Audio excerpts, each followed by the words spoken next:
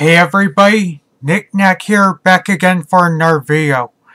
Now, although I did say that I was gonna do a top 10, unfortunately, looking back at my list of games I played in 2015 that were that year's releases, most of them were like pathetic and shit.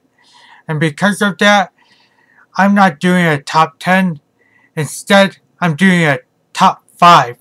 So, as you see on the title here, these are going to be my top 5 games of 2015. One thing to know is that unlike my last two countdowns, I'm not facing the camera. Instead, I'm taking it a bit old school by just showing you guys gameplay footage and talking over it, because I'm lazy as fuck and this video is pretty much late. Maybe I think I record this video on the 16th. Wanna hurry up with it. Now, as I said again, it was mainly shit for me in terms of me playing new releases. And the reason for that is because I didn't have a PS4. And because of it, I wasn't able to play all the big releases, like The Witcher 3, the Fallout 4s, the Bloodborns, and the so forth. And I know some of you are going to be all like, you have a nice PC, why don't you get them on there? I prefer supporting my physical games. And on top of that, I rent because I'm a student at school still. So because of this, my list is probably going to be just okay. And yeah. But hey, this is my list of the stuff I've played. And fortunately, I got to play some decent titles. And yeah. And I also hope that this list would get some people interested in some games I bet others never heard of. So without further ado, let's begin. Alright, now before I start off with my list, let me just give a couple of honorable mentions. Most notably 2 games in particular, Stellar Glow and Adventure Capitalist. Now Stellar Glow, unfortunately I only put around 2 to 3 hours into because of school and work. And on top of that, my brother just recently played it and he's been playing a ton of hours into that game. And because of that, I hardly have time to go play it on my 3DS as well. But for the most part, from what little hours I've put into, I know for a fact that once I finish it and put more hours into it, it would have been definitely maybe my game of the year or in the top 3. I really love the tactical combat, and considering I love Persona, and from the first few minutes of it, it has that little time management thing that I love in Persona, I know for a fact I would definitely enjoy this game to a point that it will be in top 3. Now, as for the other game, Adventure Capitalist, I don't really... In a way, this game can't really be classified as a game because it's just basically an increment game in which all you do is just click, you get a couple of points, you use those points to buy a little support or extra thing that helps you get more points, and that's pretty much rinse and repeat. All you just do is click, get points, buy something that will get you more points, buy some upgrades to get you more points, buy more support things or buy more people and whatnot to get you more points, and whatnot. And yeah. The reason why I consider this an honorable mention and I really enjoyed this game a ton is because it was just a nice, relaxing thing to put on while watching my favorite YouTubers, and yeah. So yeah, those 2 games I dub honorable mentions. Now, without further ado, let's get on to my top 5.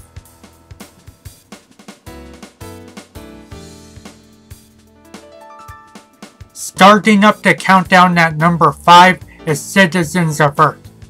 Now, I'm playing this game on the Vita, and unfortunately it has technical problems involving freezing, glitches, and errors. But even with having to tolerate them, I'm having a ton of fun with this game. For those who haven't seen this game yet, this game is basically a turn-based RPG where you recruit people to fight for you. Kinda like those monster collecting games, but much easier.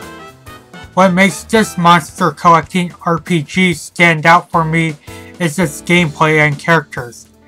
The gameplay, though basic with its combat, is fun through the various characters you can play as, and their abilities are very unique and different. Speaking of the characters, there's a ton you can play in your party, and they're very intriguing, from a homeless man, to a crazy cat lady, to a weather reporter, to some weird purple volcano. They're just very fun to see. Plus, the descriptions of some of their attacks are very funny.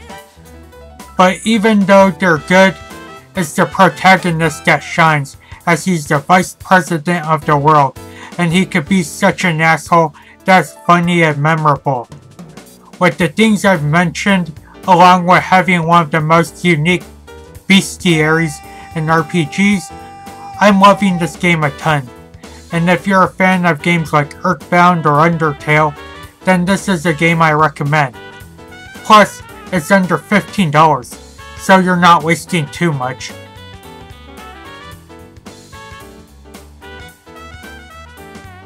At number 4 is Chroma Squad.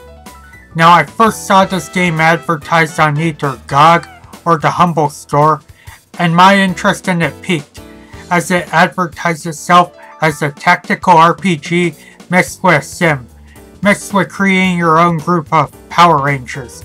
So I got it once it was on sale, and even though I'm in the process of finishing it, I really am enjoying the game.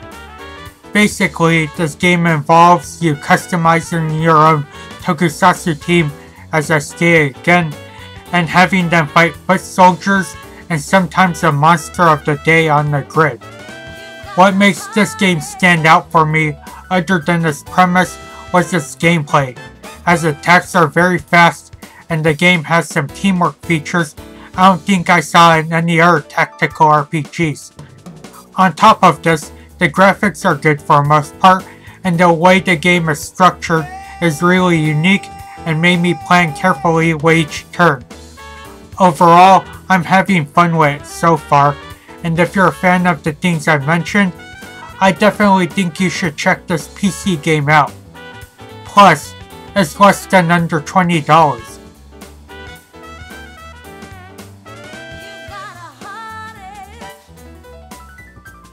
At number 3 is Honeypot. Just because of laziness in past videos, I'm not going to describe what this game's about. But for around $10 or less, this was a fun game that delivered what it promised. Other than it being a fusion of dating sim with a match 3 game, which match 3 games are personally a guilty pleasure for me, this game was so much fun with its unique cast of characters and its art style. As you see here, the creators seem to be possibly influenced by hentai, and it just works so well for an indie game like this. And the characters for the most part are well designed, both in looks and in personality. Like, to give some examples, you got a porn star, you got a stereotypical cat girl, you got some hot Asian teacher, and a mega bitch who's into drugs, to name a few of the characters you're able to date in this game. Plus, the dialogue of some of these characters is pretty freaking hilarious when you get more into the game. Like, I personally loved it so much that I recorded some of the dialogue on my Instagram, and that might tell you something. Though it had no ending, I overall enjoyed it, maybe even much more than what I expected, and that's why I put it at number 4. Warning, for those who are interested in the game, I have to tell you that this game is for adults only, because there's some freak nasty hentai shit that happens later on in this game. Play at your own risk.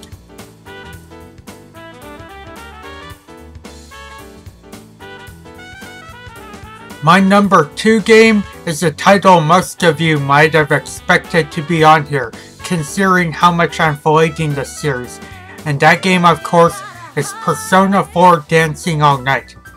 Now ever since I saw the trailer of this game, I knew I had to be excited for it.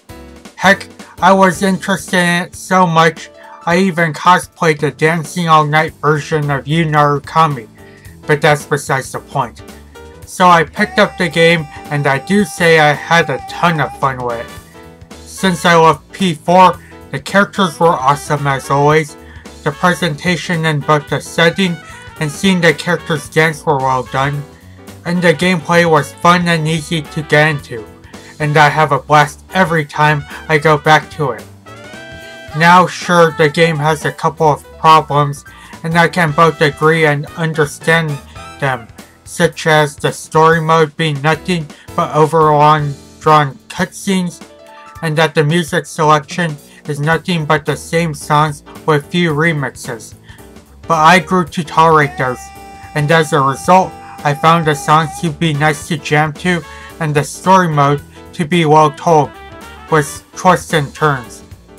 Despite agreeing with flaws, which is why it's at number 2 and not my game of the year, I really enjoyed Dancing All Night a ton due to my bias and how fun and easy the gameplay is, and because of it, I recommend a buy for Vita owners once it hits around $30 or less.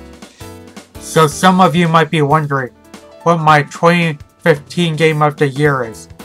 Let's transition and reveal it right now.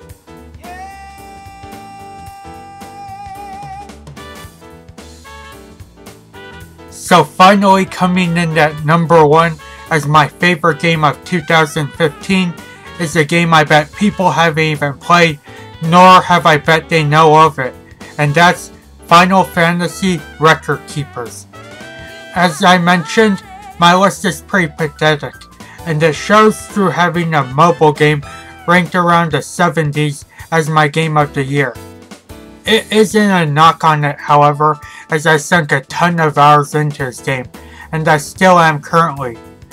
Now basically, Record Keepers is a free-to-play mobile game in which you're able to recruit and form your own team of Final Fantasy characters from each of the main games, and explore condensed versions of the main games. The best description of this game, or like the gameplay, is like that of Brave Frontier and Unison League, in which you have a bar that lets you play a few rounds exploring a dungeon or two before it runs out and you have to recharge it. Even though it follows the basic free-to-play formula, what made this game great to me, other than its pick up and play gameplay in which you waste a few minutes on it, was its presentation, as it takes all of the games, even the post-6 ones, and it turns it 16-bit. And the fact that you're able to make your own Final Fantasy Dream Team was awesome. Like man, I tell you what, as a FF fan, it was kind of a dream of mine to see my boy Auron in the same game with my other favorite FF character, Cyan Garamande, and just teaming them up with Tifa was pretty epic for me. Another thing to mention that I love about it is how much they constantly update the game, and it make it both its interface and gameplay better, which can possibly be another reason for my love of it. In conclusion, with it being a great mobile game for Final Fantasy fans, and the game better constantly, I consider Final Fantasy Record Keepers to be my favorite game of 2015. And I know it's a bit pathetic, but damn it man, I bet some of you would be this way if you live like me. So there. So those were my favorite games of 2015. As I'm gonna keep saying again, this list was very weak because I still need to get a next-gen console. Fortunately, I'm going to try to save up this year so I could buy one and play all the new releases. So my list for this year would be better with games, and it will be a top 10, and yeah. So that's pretty much all I have to say. As always, I want to thank you guys for watching, take it easy, and until next video.